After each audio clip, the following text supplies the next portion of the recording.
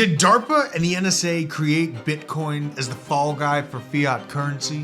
Many people look at Bitcoin and crypto as something that is new, risky, fad, maybe even risky business. But what if I were to tell you that NGOs and government organizations within the United States government have been working on this creation since 1974?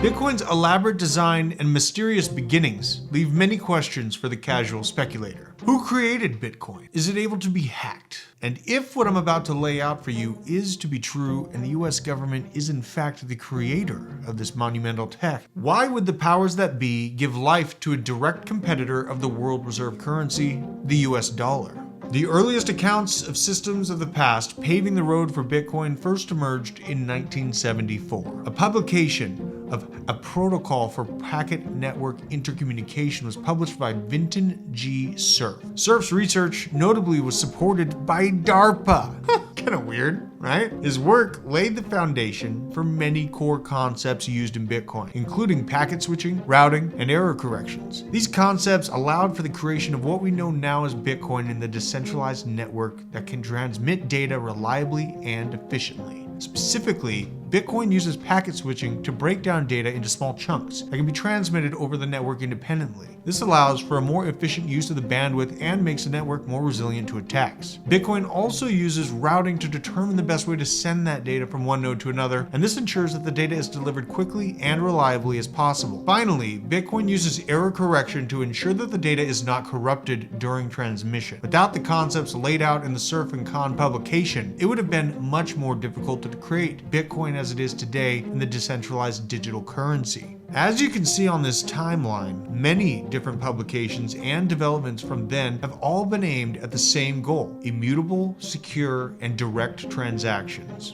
Around 1996, things heated up in the advancement of this tech with a publication from Tatsuaki Okamoto of the NSA. This publication was labeled How to Make a Mint, the Cryptography of Anonymous Cash. This peer-to-peer translation system mirrored the exact intentions of what was laid out in the Bitcoin white paper later on by Satoshi Nakamoto in 2008. The similarities of both the work done and the name were recently highlighted by Nick Carter, sparking theories of a potential connection. There is a connection that is indisputable between Bitcoin and the NSA, and that is the connection to the US government and Bitcoin's architecture, SHA-256. The NSA has a long history developing cryptographic algorithms, and SHA-256 is one of its most successful creations. It's a cryptographic hash function that is used to generate a unique fingerprint for any piece of data. SHA-256 is used in a variety of applications and primarily Bitcoin mining. So if the government did create such a tool and eventually deployed it into society as a form of currency, financial thefts would become nearly impossible, tax evasion non-existent, and a clear picture on the true velocity of the US dollar would be available to governments all around the world. The United States is nearing what is feared to be the end of its life cycle right now. As commerce and day-to-day transactions continue to move online and the dollar's buying power continues to diminish from out-of-control government spending and printing, the curtains seem as if they are about to close on the empire of the United States. The government and DARPA have likely seen this coming